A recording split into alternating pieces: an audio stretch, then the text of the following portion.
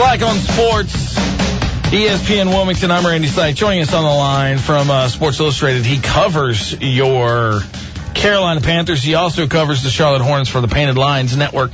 It is Jack Duffy. Jack, good morning. How are you, sir?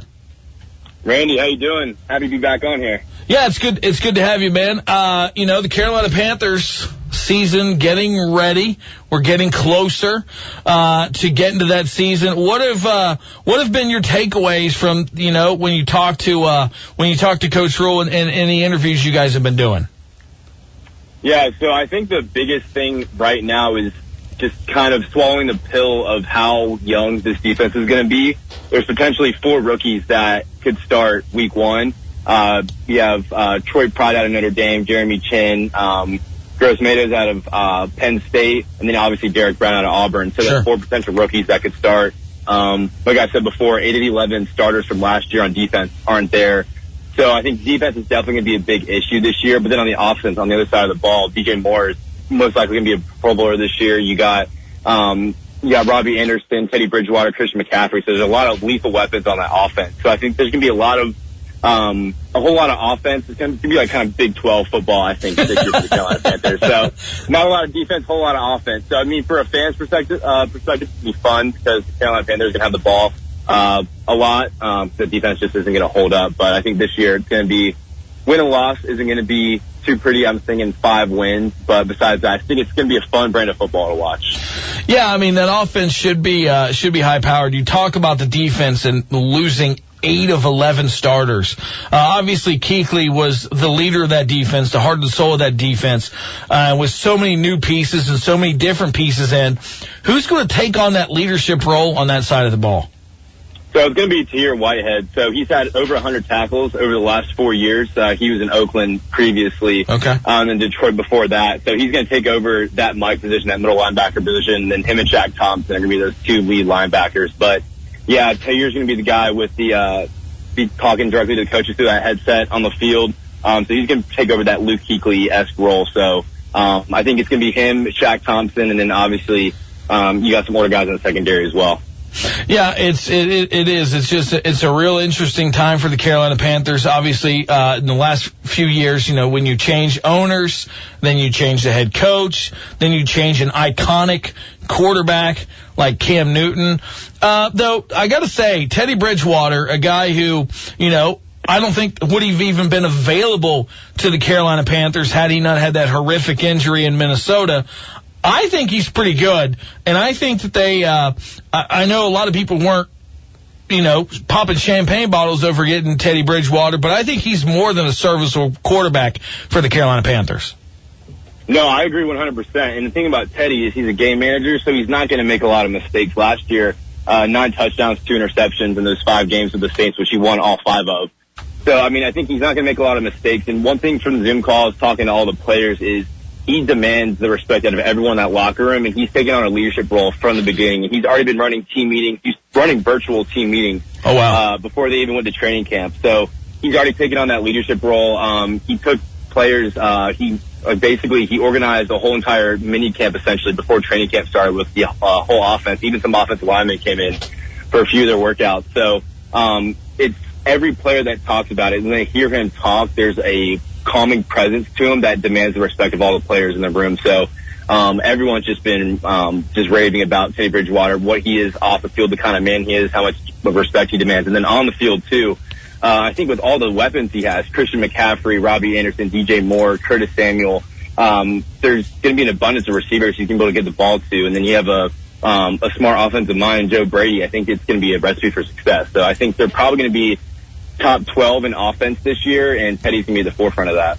Jack Duffy, he covers the Carolina Panthers for Sports Illustrated. Jack, Christian McCaffrey gets a big contract. 4 years, $64 million. Big money deal there.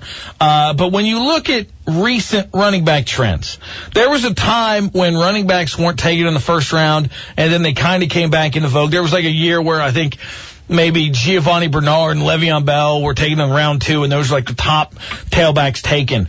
And then you saw some up-and-coming running backs like a David Johnson get a big contract. You saw Le'Veon Bell hold out for a contract and get big money in New York. You saw Todd Gurley get big money. And none of those guys have lived up to their expectations, and all three of those guys are now on different teams than the ones that gave them that big money. What's different about Christian McCaffrey than these other guys that we've seen in the past? So if you think about other guys, you got David Johnson and you also have Le'Veon Bell, two guys that you'd kind of put in a hybrid role at running back that can both be pretty solid receivers. Yeah. But Christian McCaffrey is completely different. And one thing Matt Rule told us is you can't even, sit him in as a running back. He's an offensive weapon. He's just as good a receiver as he's a running back. You look at the stats, players in their first 3 years, he has the second most receptions of all time, right behind Mike Thomas, who's right in that 300 reception range. So, I mean, McCaffrey's had over 100 receptions in the last 2 years. He's one of 3 players ever to have over 1,000 rushing yards and 1,000 receiving yards. So I think the way he plays isn't one of those, grounded pound beat up styles that's going to get all these running backs injured, like Todd Gurley, Le'Veon Bell, David Johnson struggle with injuries. So I know McCaffrey gets more touches than them, but the way he operates in the offense is at a way different level and a way different frequency than all these other guys.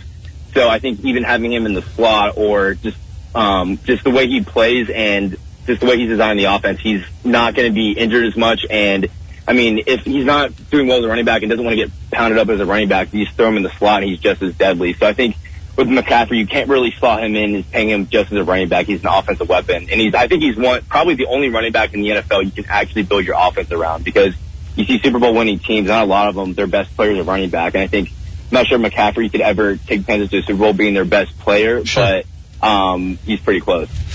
You bring up, you said something that's interesting there, and it's something that I've heard these coaches talk about with other players, like a guy like Curtis Samuel, for example. Offensive weapon.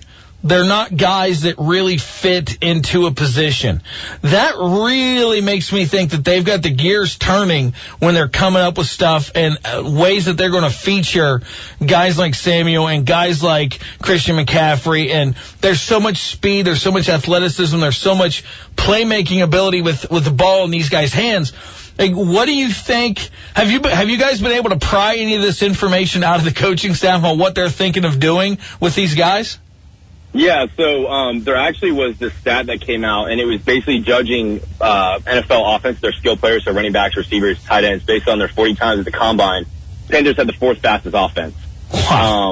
And, I mean, Robbie Anderson's one of the fastest guys in the league. Curtis Samuel's fast as well. But speaking of Samuel, there have been conversations about him potentially being in the backfield in certain formations on offense, him running the ball. Like he did at Ohio State. So there's definitely been conversations there of using him because he's a very versatile player. Obviously, he hasn't reached his peak potential yet, but there's definitely a chance he could be lining up in the backfield. DJ Moore had a really good season last year, and you got to take into account the fact that he was playing with Kyle Allen at quarterback. Nothing against Kyle Allen, but it's not like he was playing with a Pro Bowl caliber QB like he will be this year, potentially with Teddy Bridgewater. DJ Moore's in line for, I think, a breakout season nationally as far as people outside of this region and fans of the Panthers know him.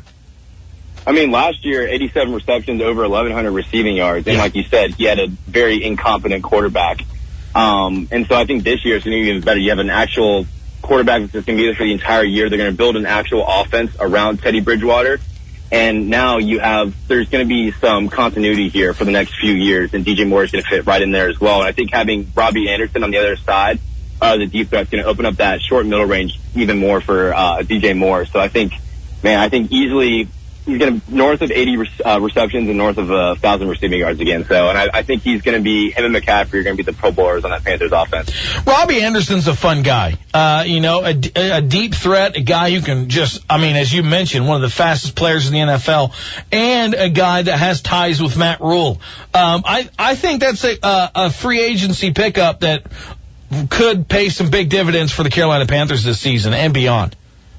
Yeah, since he entered the league in 2016, he's top 5 in targets over 25 yards or over 20 yards, and top 5 in receptions over 20 yards. So obviously he's a deep threat there. Matt Rule actually, I wrote an article about this. It's pinned on my Twitter. People want to go check it out. But Matt Rule literally made Temple, when he was at Temple, Robbie Anderson got kicked out for being academically ineligible to play because of his grades. But he stood on the table, hypothetically, and made Temple change the rules for allowing students back into the university after they got kicked out for being for their academics. And there used to be a 5-year rule that you couldn't come back to the school, and Matt Rule fought the school continuously until they changed that rule. Wow. For Robbie Anderson individually. So, they had that bond back there in like 2012, 2013. So, and Robbie Anderson said, man, Rule's one of the most solid guys, and every player, Tier Whitehead, middle linebacker I just talked about too, he's a Temple guy too, continuously talk about how much of a player's coach he is. One day at practice, Tier said that Rule was with the defensive lineman. He came out his August practice, came out helmet, shoulder pads, and started going up and hitting the guys on the defense, trying to get them all round up for practice in August, because, there's 2 days sure. Get to those guys mentally. So, yeah, Rule's a really good guy. So I think Panthers fans I think they should be very, very optimistic about this team. Yeah, I've talked to some other folks who cover the team to talk about Matt Rule. I know you're a little younger in the game. You haven't had a chance to talk to a ton of NFL coaches, but what's your impression of Coach Rule? So, he's very articulate and very genuine. I think he's obviously a very solid guy, and you can tell that he cares about his players. Sure. He took a lot of time during, obviously, COVID he couldn't meet every single player, but he took a lot of time to just invest time into showing, like, hey, I care about you. And it's obviously there's story after story with these guys that have been with him at Temple, Baylor, about stuff he does off the field outside of the reins of football, just these kids through their life. So he obviously cares a lot. And I think how fast he rebuilt Temple, how fast he brought Baylor back up, I think he's going to do the same thing in Carolina. So, they paid him 7 years, $63 million. That's a lot of years and a lot of money for an NFL head coach. But I definitely think the money was worth it. Jack Duffy covers the Carolina Panthers for Sports Illustrated. You also work for the Painted Lines covering the Charlotte Hornets. Hornets getting a pretty good break in the lottery, getting a number 3 overall pick. What do you see in the offseason for the Hornets? So this number 3 pick there's a lot of potential domino effects that could happen from this. So sure. Let's say, obviously, I think Anthony Edwards can go first, and then if Wiseman goes second, who the Hornets kind of need a big man at the moment, a center specifically, LaMelo Ball is there at 3. You got to go best player available, and if you have LaMelo Ball, Terry Rozier, and Devontae Graham, there's not enough ball for those 3 guys, and one sure. of those guys can get the short hand. So this hasn't been reported. This hasn't been rumored from anyone from the team, from what I've heard, or from anyone else has heard. But if Ball gets drafted, you have to start talking about potentially trading Terry Rozier. And he had a very impressive year last year, one of the top 5 catch-and-shoot 3-point shooters in the NBA. He proved himself being an off-ball shooter, which a lot of people don't want Terry Rozier to be a primary ball handler because he's not that efficient as a playmaker. So, a team like Philadelphia could completely trade Al Horford, for example, for Rozier if they got enough assets in return. Charlotte did. But yeah, if LaMelo Ball is there at 3, I think that would be very interesting for the Hornets. But if Wiseman or Ball, either of those 2 guys are there at 3, I think that's a very good place for the Hornets. Do you think if Ball is there, because as you mentioned, they already have a lot of guys with Rozier and Graham back there in the backcourt as it is. Do you think there'd be a potential that they might use that pick as leverage to maybe trade down and get some other picks, or maybe get somebody else? I think Isaac Okoro is another potential guy that they could pick, or Danny Avita, the guy from overseas, European player. So, if a team really, really thinks, like New York or Chicago, for example, that really think LaMelo Ball or Wiseman Chicago wouldn't trade for Wiseman. They have too many centers. But a team like that thinks one of those players is a franchise-altering player. The Hornets have been, and Kupchak has talked to us this offseason about wanting to get more assets. And he's been successful in the second round. Devontae Graham, Cody Martin last year, Jalen McDaniels last year in the second round. So he's proven to be very good in the second round and in the first round, too, since he's been here. So if they get enough assets in return, I could definitely see that happening, especially this draft is probably the weakest one since 2013. So if you're going to trade out this year and you get enough in return, you might as well. I know you cover the Hornets, big Hornets guy, watch them more than anything. Were you a little disappointed that Devontae Graham didn't win Most Improved Player? Look, Brandon Ingram's, I think, a budding superstar in the league, but Graham absolutely exploded out of nowhere. Yeah, he went from 4.7 points per game his rookie year to 18.2 points per game this year. But historically, if you look at who's won Most Improved Player awards and kind of what those players did in their most improved year. You have guys like Paul George, Jimmy Butler, CJ McCollum, Giannis, Victor Oladipo, and Pascal Siakam. Those are the guys that have won the last 7 of the last 8 years. Wow. So those are guys that went from fringe stars to actual all-stars, and Brandon Ingram did that this year. His points per game only went up 5 this year from 18 to 23, but his free throw percentage went up 17%. His three-point percentage went from 33 to 39%.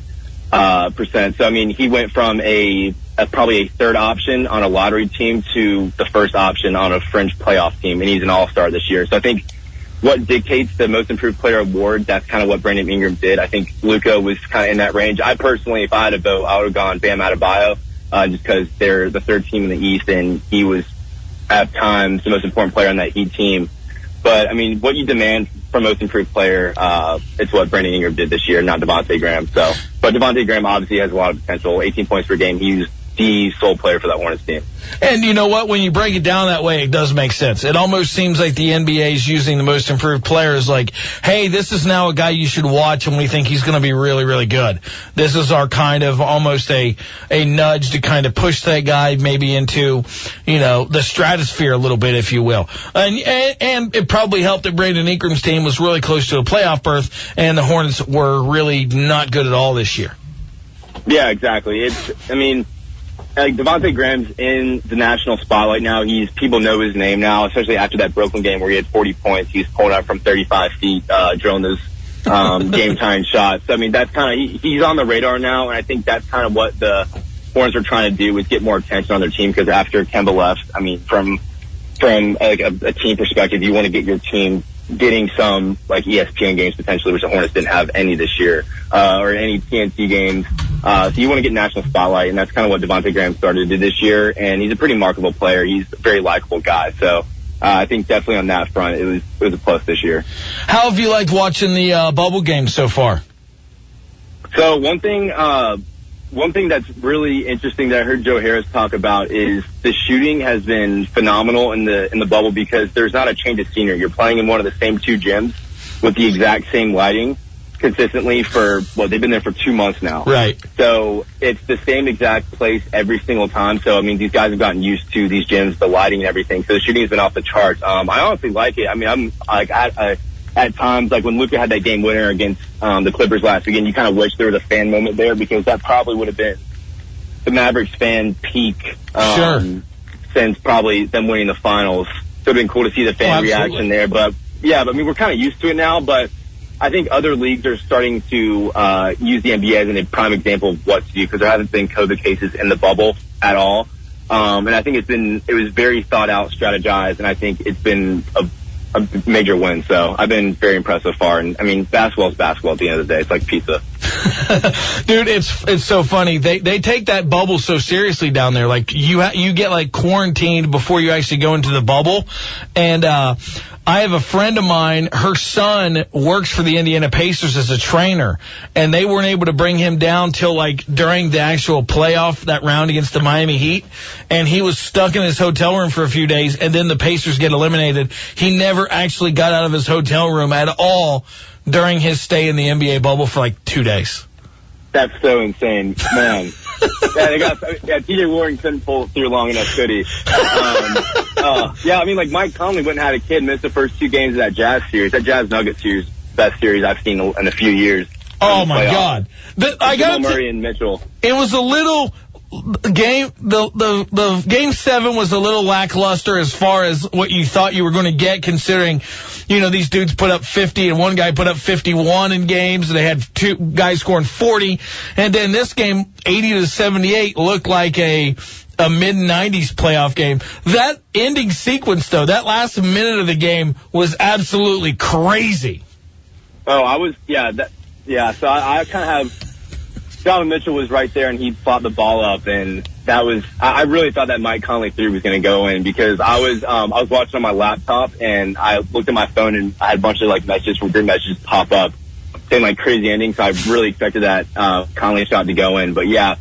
That series, Jazz blew a 3-1 lead. No one's really talking about that. Right.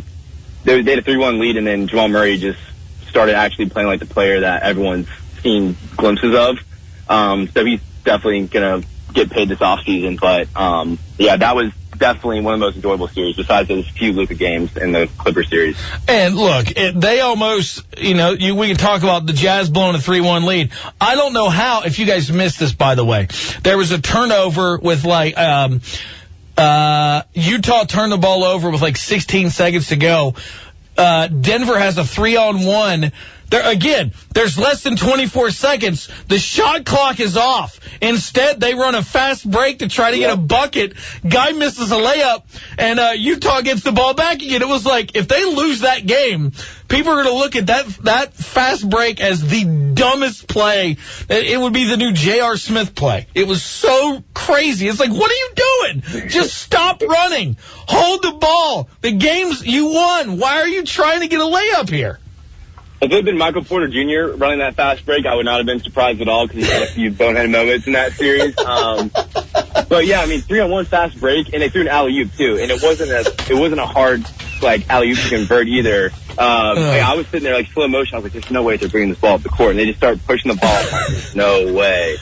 And still 3-on-1. If you go by numbers, it's pretty solid. Yeah. Still, if they had lost that game, that would have been one of the biggest bonehead. Definitely would have been the biggest bonehead moment since J.R. Smith in Game 1 of the Finals in 2018. Jack Duffy, he writes for Sports Illustrated. He writes for the Painted Lines, covering the Panthers, covering the Hornets. Follow him on Twitter at Jack Duffy SI. Jack, my man, always good to talk to you. Thanks a lot for your time, man. Yeah, appreciate it, Randy.